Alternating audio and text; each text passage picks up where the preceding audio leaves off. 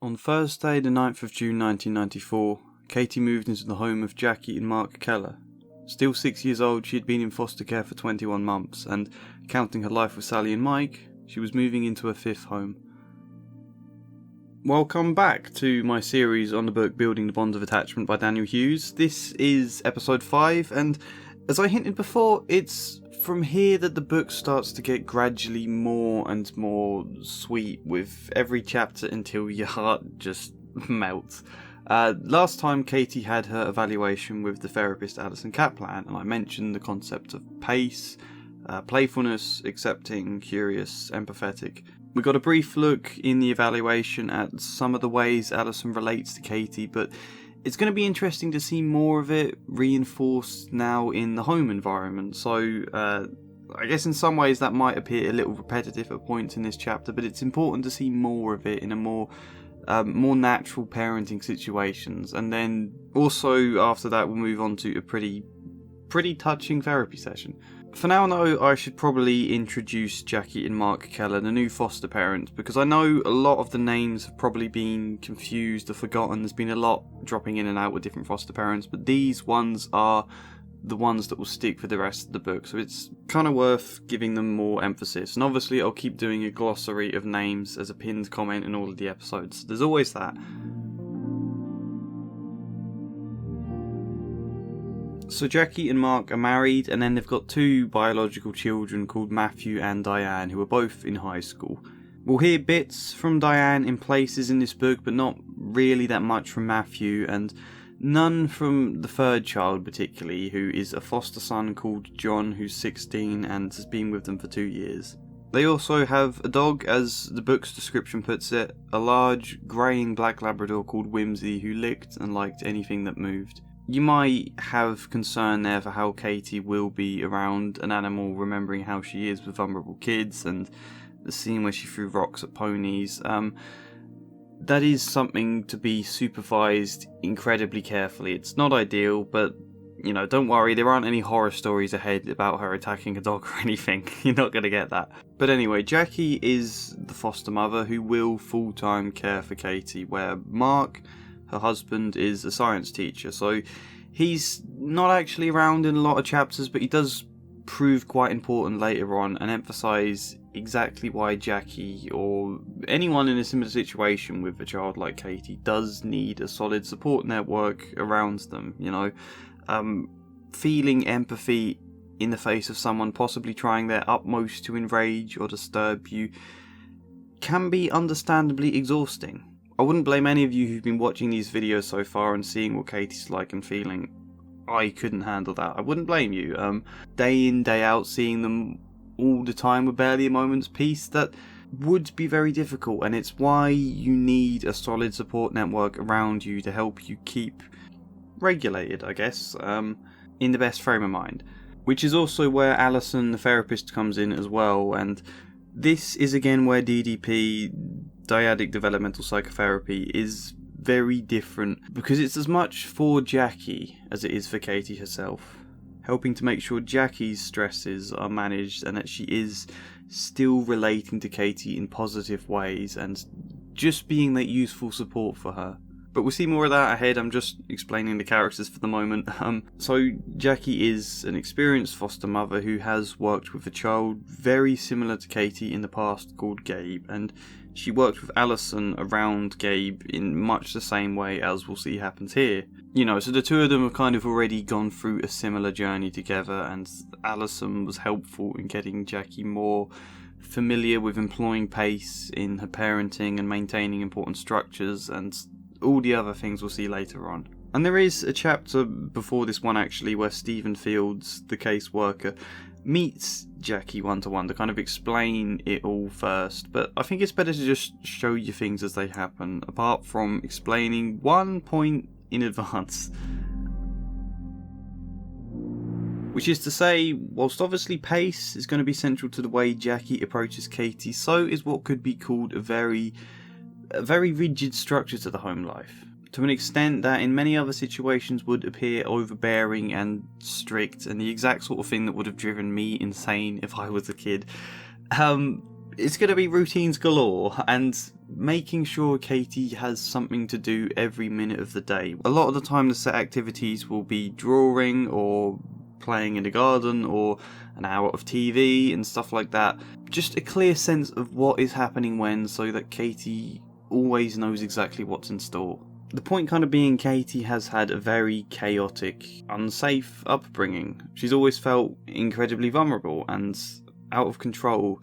So for her then to not be in control of a situation is terrifying, but equally so, being in control is also terrifying, and that makes her feel even more out of control because it means there's nobody strong enough to manage her rage. You know, it makes her inner chaos feel completely unstoppable if she has total control. Like, no one can stop her on a destructive path, which is a very scary thought. And she's a kid who spends a great deal of time in a hyper-aroused state, always on the lookout for danger, never quite settled, always in high alert. And so in that sense, a nice, free home environment in ways that are positive for many of us can feel scary for her, because it means she doesn't know what's around the corner. She's largely free to do anything in the home, therefore anything could happen, whereas if there's structure, if it's very clear, all surprises removed, she can relax a little more, you know? So structure provides safety then in this example. You don't want it to be punitive, no, just something consistent and firm. A boundary that won't topple. The analogy I always use to think about it is like a house or some sort of building with pillars. You might want to attempt pushing at the pillars, testing them, trying your very hardest to knock them down. However, if they did fall, the roof would collapse, and that would be like Sally and Mike hitting her, or when Karen tied Katie to a chair. But the point being, if you're used to collapsing roofs in this analogy and you fear them, you're going to try pushing at those pillars to see if this roof will collapse too, which means trying to manipulate others as well as trying to enrage them, you know. Remember how Karen exhausted herself in episode 2 trying to give Katie everything and be as nice as humanly possible? That was Karen effectively stretching the boundaries wider and wider and wider, but when you're consistent and firm without being punitive, when they see these pillars you place don't budge, can't be toppled, no matter what they throw at them, then they can start to relax and feel safe, to gradually trust that this is a roof that won't collapse. So we'll get all of that. Pace, clear structure, very fixed routines, and no surprises.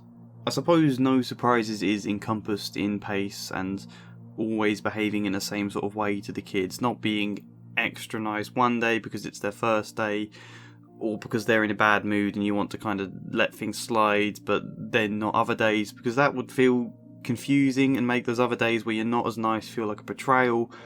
But yeah, we'll see all of that. I don't want to explain too much in advance. Let's actually get into it now. So Stephen drives Katie over to their home. When they arrive, the other kids are at school and Mark's at work, so only Jackie and Whimsy the dog are there waiting. Jackie greeted Katie with enthusiasm. Whimsy licked at her and immediately wanted to be her best friend. Well, Katie, I'm pleased that you're here. I'm glad that you're becoming a member of our family. You'll be meeting your new foster dad, Mark, and our other children before dinner. Now we'll have some time for you to get to know me and to know what living here is like. Would you like some crackers and milk? I want some cookies. That's what I eat in the afternoon for a snack, said Katie. Not that I've really quoted it in the extract there, but Katie's in her sweet, charming mode for this first introduction. We'd likely want to be sweet to her back in the first meeting, but like I said, consistent rules and routines. Give her a cookie now and it'll make it feel like a cruel betrayal the next time when she can't have one. I mean, we know how quick Katie is to call people mean over anything. I'm glad that you let me know what you want, Katie. I like cookies too. Here we have crackers and milk or fruit for afternoon snack. You might be sad about that, but I think you'll get used to it after a while. Would you rather have the fruit? I don't like crackers. Well, you certainly don't have to eat them, Katie. You can just drink your milk if you want, or don't even have to drink that if you don't want. Katie stared at the milk and crackers. She seemed to be pouting, unsure what to do. I can see you don't like only being able to have crackers rather than cookies. You might be thinking that I'm kinda mean. And you just met me. Goodness, you might even be wondering if this is going to be a rotten home that you won't like at all. You are mean. Katie exclaimed, then sent the glass of milk flying. Most of it fell against the table, however a fair amount of the milk splashed onto Stephen's lap. Stephen jumped up, shouting, "Katie, why did you do that?" Jackie moved quickly between Stephen and Katie, focusing all her attention on Katie and saying, "Wow, you really are mad. You've let me know straight away how mad you can get when you aren't able to do what you want. My guess is you wanted to say, 'I don't want any of your milk.' I'll bet you'd wish you'd gotten the milk on me instead of Stephen." So again, as a disclaimer, my tone isn't great for conveying dialogue, I know that. But also this is a case study written by a psychologist, not a novel by an author, which means some of the dialogue might sound stilted from time to time. I don't think particularly there, but you know, it's meant to educate and demonstrate a good way of relating rather than necessarily express character. So the things Jackie says do have a level of technique to them, yes, and that's particularly apparent because of the type of book this is, but they are still meant to be said with genuine empathy and heart, and as you would speak, you know? In real life you'd sound less stilted because you'd say things in your own voice, so don't just think the point is to go around talking like a robot or anything. So Jackie points Stephen in the direction of the toilet to clean up, so he leaves the room rather than effectively snapping at Katie like he was about to do before Jackie stopped him. Jackie then bent down in front of Katie, placing her arm on the back of her chair.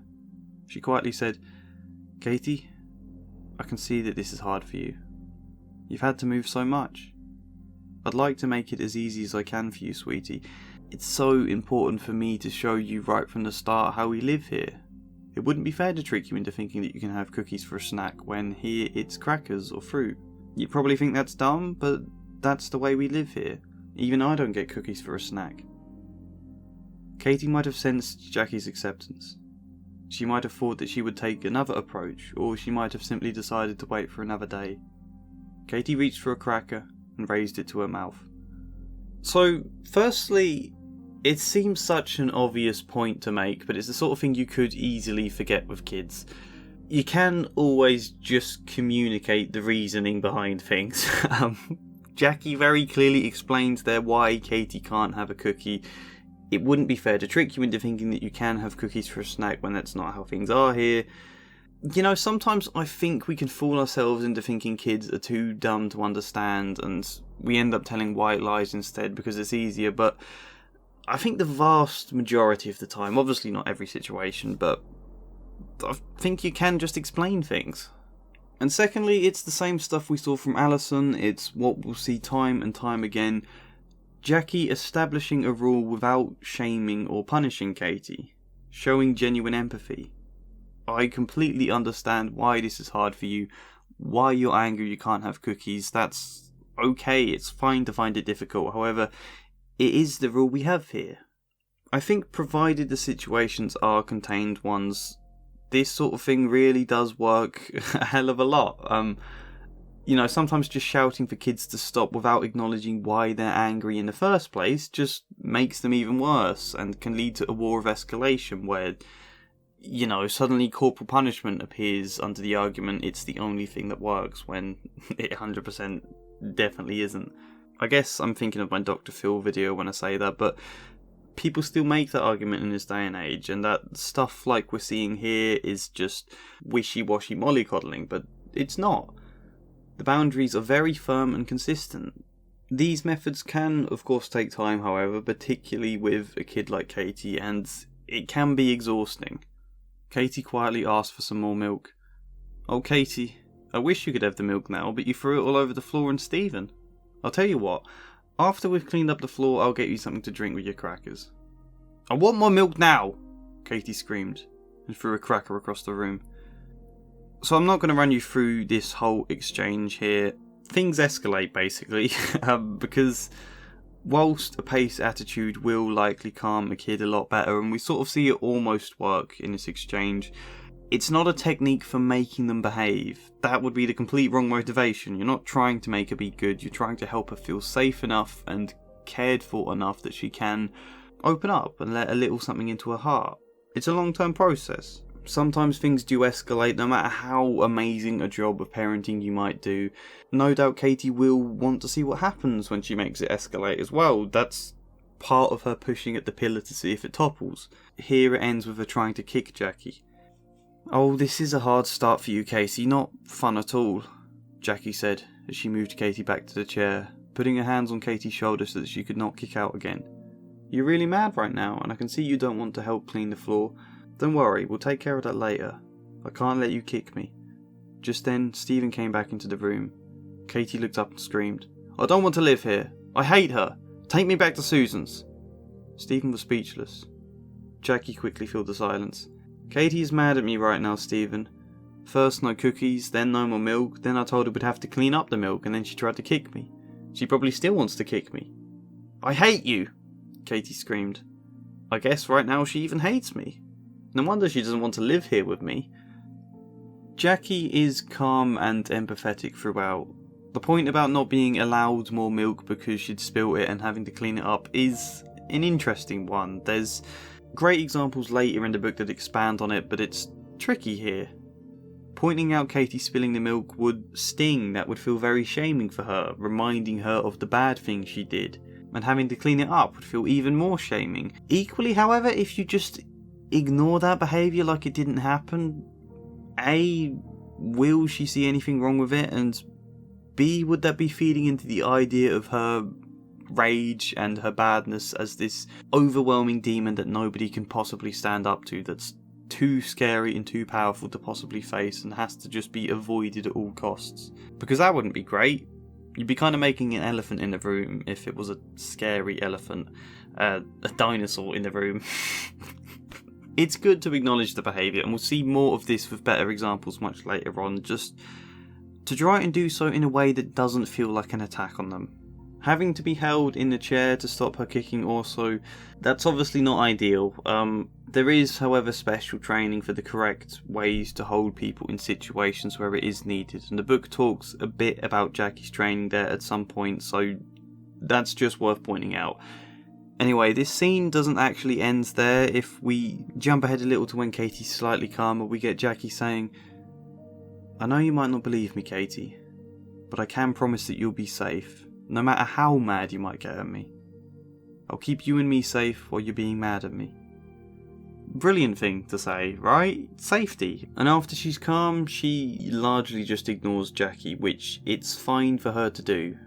If she wants to be sulky with Jackie, then she'll accept that's how Katie feels. And when her daughter Diane comes back from school, Katie falls into a more positive mood again. The way we've seen her before just suddenly switch into completely sweet, charming mode again. And Katie talks about swimming with Diane and then magically decides she will clean up the milk after all, since she's in front of this nice Diane.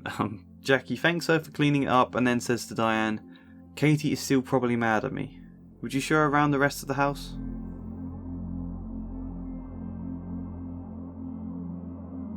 Let's jump forwards to the first proper therapy session with Alison. Keeping in mind the last episode was just an evaluation. I won't say this every episode, but just again, the therapy is very different to mine. There are lots of different approaches to therapy. What works for specific people with specific problems or environments might not suit other circumstances, but there is still definitely something to be learned from them. The first, seemingly quite odd thing about dyadic developmental psychotherapy is that you bring the parent, in this case Jackie, into the therapy session with the child, which is something I once said in my first Google hunting video that you should never do. And I talked about some of the negatives there. However, here it is different. Because Katie is a child who doesn't form attachments, and the central focus and aim of this type of therapy is to help her learn to do that. And since Jackie is the person Katie's going to be spending the vast majority of her time with, the person she's got the best chance of forming an attachment with, the focus of these sessions will then be on helping the two of them to get closer, basically. If she does eventually get a positive experience of an attachment with Jackie, she'll internalise that experience and naturally learn to form those attachments herself with other people afterwards. In fact, ordinarily, DDP will begin first with the parents and them having sessions just on their own and exploring their feelings and attachment history, introducing them to the ideas of pace, helping them reach a point of stronger empathy in their parenting where the child will then join the session several weeks in. That's not so necessary here because Alison has worked with Jackie before, she's already done all of that stuff, you know. Nonetheless, the structure of the sessions begins first with Katie in the waiting room while Alison and Jackie can kind of catch up on the events of the week. And the point of this is to make sure Alison and Jackie are both on the same page and both relieve some of her stresses, but also to help her continue to be thinking about Katie in a meaningful, positive way rather than kind of getting stuck. The point is not to have a right moan about Katie behind her back, however. In that situation, Katie may no doubt feel that's what's happening, which will mean it's something they need to be aware of and to work with at some point. That is a natural negative of doing it this way. But as I've said, this therapy is as much about helping Jackie to connect with Katie as it is Katie to connect with Jackie. But yeah, they talk for the first bit of the session. Stephen's there as well, which is a bit weird, but I think that's possibly just as a narrative vehicle to explain things to the reader, because in the conversation here, he asks all the questions we might want to ask to understand the therapy. And we get a nice line from Alison. Katie needed to see that if she wanted to have a tantrum, that was okay. Jackie would not reject her for the tantrum, nor acquiesce to it. Which is just a nice line, and then in comes Katie, and we get a similar tantrum that Alison approaches in a similar way until Katie just ends up ignoring Alison instead. It's too bad this has gotten off for a hard start for you, Katie. Your foster mum says you haven't wanted to talk to her much at home either. It must be rough having to get used to so many mums in 6 years. No wonder you don't want another one. No wonder you want to say to mums, leave me alone. Alison added emphasis to the phrase to let Katie know that she understood her anger at having to have a relationship with Jackie. She went on more quietly. You're so tired of mums. They've hurt you so much. Especially Sally. No wonder you'd rather be all alone. No wonder you probably want to say, no more mums. Katie was sitting motionless. Alison could tell by her lack of movement and sad gaze that Katie was responding somewhere within herself to Alison's words and empathy. She continued even more slowly, watching for any sign of emotional response. As I said last time, what she's doing is incredibly direct, so she has to be absolutely alert to make sure she doesn't push it too far. You probably wish you didn't need any mums. You might wonder why someone else can't give you food and clothes and a place to stay. Someone who you're sure won't ever want to get close to you. Alison gently rested her hand on Katie's hand, and then removed it before Katie could protest. She allowed a moment of silence before she continued. Let's talk about something else for now, Katie. I hear that Diane is taking you swimming after therapy today. Yeah, we're going to a big lake. And we're going to bring some food, Katie replied with enthusiasm. And then they talk happily about the swimming for a while, which is more of what I said before. Very direct, but she doesn't leave Katie lingering with the uncomfortable feelings for too long, just some quick toe-dipping moments of it. Similar with physical contact, just a small, quick moment of touching Katie's hand. Physical intimacy is, I think, going to be an important part of Jackie and Katie forming an attachment. It's also the sort of thing here that raises all sorts of safeguarding questions, but Katie isn't left alone with a counsellor here. She's also got her foster parent and the services caseworker in this example. But they talk about this for a friendly little moment before Alison leads things forwards again.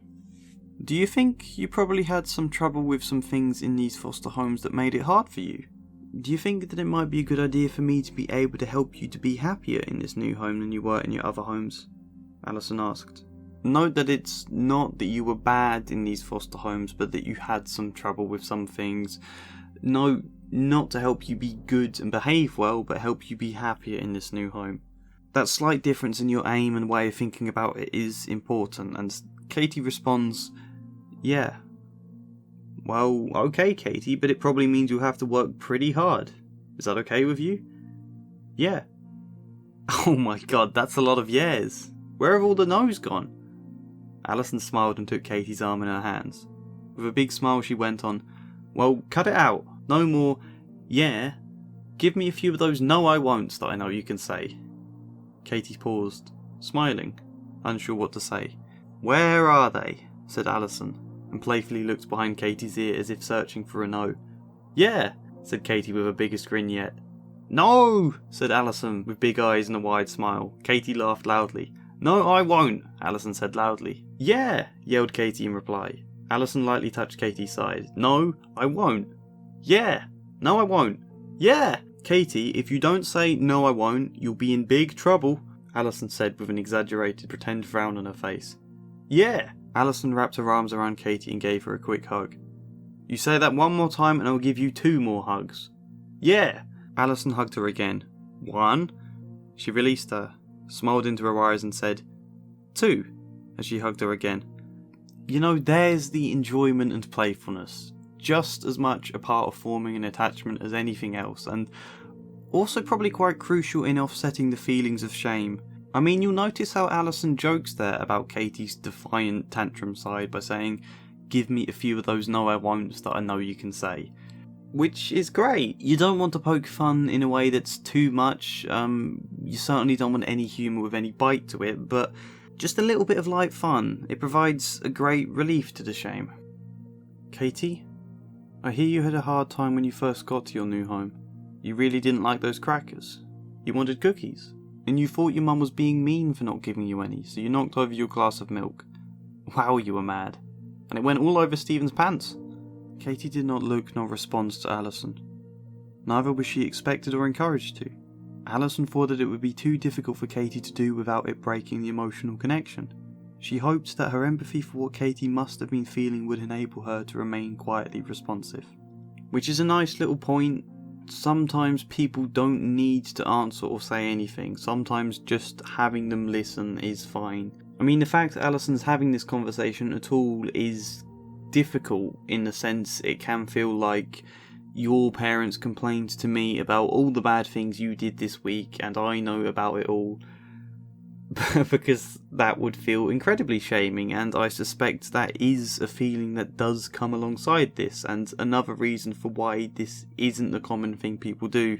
On the other hand, being able to talk about the bad things show they can be faced up to again, like I've kept saying this episode, but more so it can provide the opportunity for closure on the bad thing, and that would remove more shame in the long term than avoiding it, you know? There are 2 things I'd like you to do, Katie. I know this might be hard. Alison paused again and gently touched Katie's hand. First, I'd like you to tell Stephen that you're sorry for spilling milk on him. Alison left her hand on Katie's and calmly waited. If Katie would not apologise, she would accept the decision and do it for her by pretending to be Katie. She didn't need to have Katie respond. She was able to remain accepting and non-judgmental regardless. After some delay, Katie looked out of the window and said she was sorry for spilling milk on him. Thanks for telling me, Katie, Stephen replied. Apologising is a very hard thing to do for any of us. It means facing up to our feelings of shame, which we know is particularly hard for Katie. If Katie felt forced to apologise, that would probably feel like punishment and add further to the shame she might then fight against, which is where the risk here is, you know. But it's important to emphasise, Alison will accept if Katie doesn't apologise, and she'll pretend to be Katie to offer the apology, which probably is quite a weird thing to do, but it provides that release, pulls that little thorn from Katie's side without her having to face up to it herself too much. You couldn't do that easily with older kids, but it works here. So why is it a good thing to do in this situation? Not as a means to teach Katie that apologising is the correct thing. That is absolutely not the idea here. But repairing that little fracture with Stephen, giving Katie the relief that she can fix things with him, that their relationship isn't irreparably destroyed, that's the point. And Alison then lightens it all again by making a joke out of Katie not being allowed to spill even 1 drop of milk the next time she has some. Alison smiled and gently pulled Katie towards her. Guess what happens if you spill 1 drop on Stephen? I don't know, Katie responded with some confusion. Stephen will tell me, and the next time I see you, you'll get 7 hugs, 4 shakes, 2 nose squeezes, and 3 hair mess-ups. So you better be careful.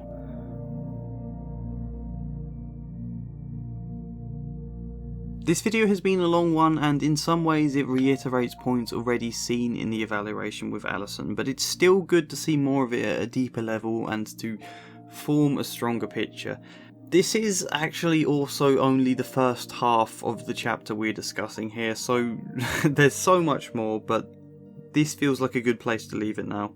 We've got some sense of Jackie, we've got a sense of Alison, and we've got hope for the future. Katie is quite clearly going to be in for a lot of hard work. The quote of the day, if that's now a thing I'm apparently doing, is Alison saying, "You probably wish you didn't need any mums.